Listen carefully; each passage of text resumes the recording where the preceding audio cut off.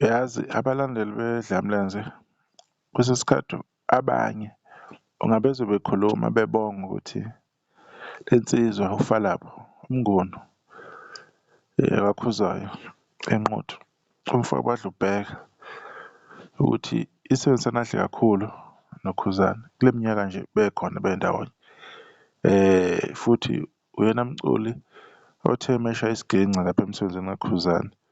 Wonke ama-Song of the Year aphuma kuyo kule nsizwa isandla sayo.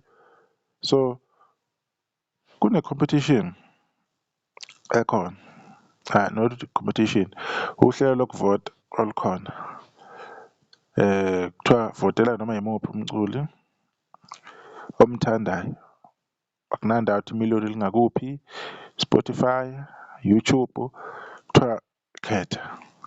Kodwa I can guarantee to you that la kwa-Blue Nation, ama-Blue Nation okuqina, abantu abaziwayo ngokuba abalandeli bakaKhuzani abayimigogodla, abanye bano-TikTok, banama-account amakhulu.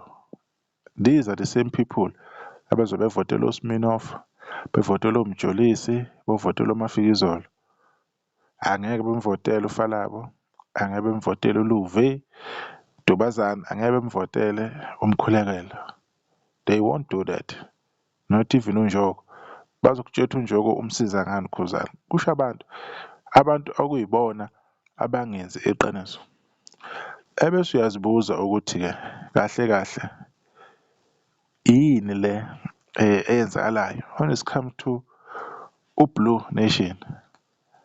I do understand ukuthi la emsebenzini kaFalabo kuSpotify usebenze kakhulu, usebenzeke over lama million awu-3 awathola ngale album le ethi Inyoka Endala. Usebenzekile over, kunanengoma ena more than 3 million laphana, kunengoma close to 3 million ethi Inkani Yami. We can see izinto ezinjengalezo laphana ku-YouTube. Iy'ngoma zakhe ey'mbili khona esilanda u5 million ingakapheli ngisho unyaka. Umsebenzi omuhle kabi loyo compare to eminye iminyaka. Kodwa iwari yami ne-issue enginayo, uma kunama-voting competitions, especially lapho kunominate-wa khona, oFalabo ababonakali ndawo. Lokho kuzokubonakala nangesikhathi kuvotelwa i-Mother of All Maskandi Festival. He was nowhere to be seen. Wayele kude, le kude. Wangena sekugcineni. Can you imagine? Abantu bayivotelela abantu ababavotelayo. Kwi-Song of the Year eyisokhuzini, I believe ukuthi-ke vele wayengeke kuFalabo. Yini abantu abayenzayo? Bathatha imali bayovotela uMjolisi. No offense kuMjolisi ukuthi bavotela yena, akunankinga. Kodwa what was the reason? I-reasoning behind that kwakuyini? Ayikho. Noma bengachaza abantu, ayikho. Even abantu abathembakele wawumbona nje uyamtrust, kodwa i-thinking capacity wawubona ukuthi ivalekile when it comes to lento kaMjolisi because kwakuno-SK ngale. Kumele kuyoma ku-SK. Ungama ku-SK unamalini? Leyo nto leyo ngiyohlala ngiyibuza, unayiphi le mali le ongamanga SK? Kunalokho-ke kwawulahla imali, kwaze kwenzeka wacishe uKhuzani waluza nangale kuMhlobo Wenene. Bahluleka ukuyovota ngale kuMhlobo Wenene cause babe-fixed kule nto kabani kaMjolisi no-SK ngoba bafuna ukwenza lento always ibe ngabo. Sometimes we must know ukuthi la i-fight ayikudingi, kumele umuve on. Kodwa angikho lapha, I'm just making ama-examples. Ngi-worried futhi ngokuthi kuzoba le competition le yokuthi akuvotelwe kunominate abantu abazongena. Singabheja mancane amathuba ukuthi uFalabo uzobonakala laphana, mancane, cause angazi kwenzakala kanjani nanokuthi i-understanding ukuthi imoshakala kuphi. uFalabo naye ungumculi, usebenza noKhuzani, is I'm sure kunama-payment wokuthi lo msebenzi awenzayo uyahamba. Uma kuno-live uzobe khona nje uFalabo lapho kuno-live khona, kunama-performance athize uzoba khona, you understand. Naye uwumculi, yes, umqashile uKhuzani ngoko umsebenzi amenzela wona, but ikuphi abantu okuthize abakuphosayo esivivaneni ukuthi cha, Falabo insizwa yakithi nakho thina siyakuhlangabeza.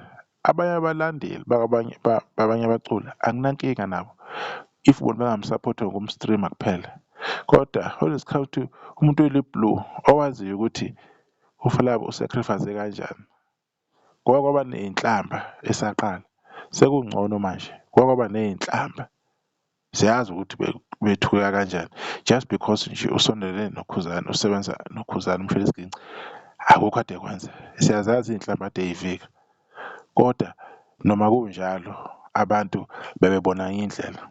Abanye kade becabanga nokuthi mhlawumbe umuntu uyenziwa mele kanjani njani, maybe bekhulumisana noKhuzani, umuntu uyenziwa yini ayidilivayo for uKhuzani esasebenza naye, yini uKhuzani ayithola. Ama-achievement atholwa uKhuzani esenoFalabo compare lo muntu lo ababemfuna mangakanani. So sometimes singabantu sinokudideka ukuthi kahle kahle yini eyenzakala ey'ngqondweni zethu, nalowo muntu uyenziwa loyo mayesehambile yini ayenzile after sehambile kuKhuzani. Iyiphi ingoma yakhe yaba uvala kwathiwa hhayi kuhlaye siyihlwele ingapha nangapha ingoma yakhe? Ayikho. Wacula nje normally, wakhipha umsebenzi wakhe wayiqhubeka nempilo yakhe, akubanga nayo into eyayiwawu le abantu abayikhalela. So angi-understand ukuthi uFalabo uma-ke sekufika isikhathi sokuthi ahlukane nokusebenza noKhuzani uyokhane ekhululeka yini naye, ngoba kunale nkolelo yokuthi uma usenza noKhuzani uyaycindezeleka. Beyomu-embrace-a yini abantu abamanye amaqhawe njengoba beba-embrace abanye abaculi kade besebenza noKhuzani? Ilapho ayobona khona izinto na ukuthi ziyenzeka, cause clearly when it comes to kwa-Blue Nation izinto ayifuni ukwenzeka kubantu abanjengoFalabo ngendlela okuyiyona. I-streaming asiyeke the way ngakhona, sengikhulumela izinto ezi-tangible, izinto ezi-physical, izinto ey'bambekayo. Khulunywa ukuthi maybe uFalabo kwi-top 5 uma kuvotwa, uma kunama-competition, ukuthi nimphushile ma-Blue Nation, nimbeke la, nahluleka la, kubonakala ukuthi benesifiso esithize ukuthi akhuphuke angami lapha ame khona. So ngelinye ilanga akusiyena uFalabo oyothola amazondo uma esehamba, uma esengale sebemfaka ekukhulumeni aze akhulume izinto ngale, angeke na bese manje ethole iy'nhlamba, cause uma engahamba ukukhuluma kuyomthola vele. Uma esey'phendulela kuyoba ngathi manje usenza kanjani njani, usekhuluma izinto ey'thize kanti i-appreciation ayikho. Noma ngena ko-live babantu abaziwayo ku-TikTok, known people abathanda uKhuzani, it is rare ubese bedlala ingoma kaFalabo. Uzozwa uSminoff, uzozwa uLimit Homenzi, ubani bani, abantu who don't give a F about uKhuzani, abantu abanganandaba nokhuba, kodwa benza sure labo bantu labo ukuthi ibona ababanike i-platform, but le nsizwa yakwaKhuzwayo abayiniki i-platform. Angazi ukuthi lokho kudalwa yini, mhlawumbe i-ignorance yami, maybe I'm too ignorant, I don't know. Maybe ngelinye ilanga uMaskandi ngiyo-understand-a ngenye indlela, ngingawu-understand ngale ndlela yami yokukhuluma ngenza amavidiyo ngirekhoda lapha emafonini kuphela khona. Maybe uma ngihamba ngokwesikhathi ngibona izinto, maybe ngiyo-understand ukuthi oh okay, kahle kahle this is what is happening kuMaskandi.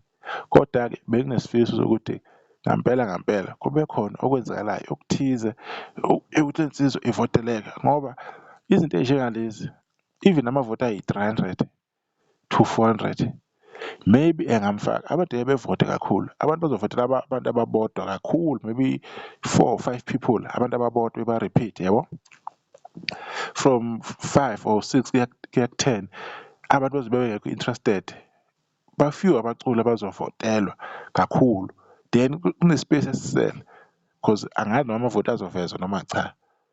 Bekuyiyona chance ukuthi nayo le nsizwa laphana ikiye njengomuntu yezomculi before iyoshayela isiginci mase kuphefuma uKhuzani. Ezinye zezinto kumele abantu bey'bone, bezi-understand, bezi-appreciate, ngoba niyazi abaculi mase behambile bengale kuKhuzani sebeqhubeka nomsebenzi wabo, niyakwazi ukukhuluma abakukhandayo ngale ngaphesheya, and niyazi nama sebethela inhlabathi bayithela kanjani. Akufunakali la niy'thola sekunelo bishi lelo ukuthi every time makade kube nomuntu kade asebenza noKhuzani sekuba nokukhuluma. Le ndoda ayi-appreciate-we the way esebenza ngakhona. khona kuyi-miracle ukuthi isakwazi ukuthi yenze umsebenzi wayo iphinde futhi iyosebenza nokhuzana. But umsebenzi ngeke unqabe uma umuntu, it means more money for you as an artist. Kodwa-ke akuthwala indlela ukuthi kuyosebenzeka kanjani nale ndoda, boyikhomisa kanjani uthando abalandeli, especially abalandeli bakakhuzana, akuyona nsizwa asondele kuyo kakhulu ngomsebenzi. Ngibonge ithuba.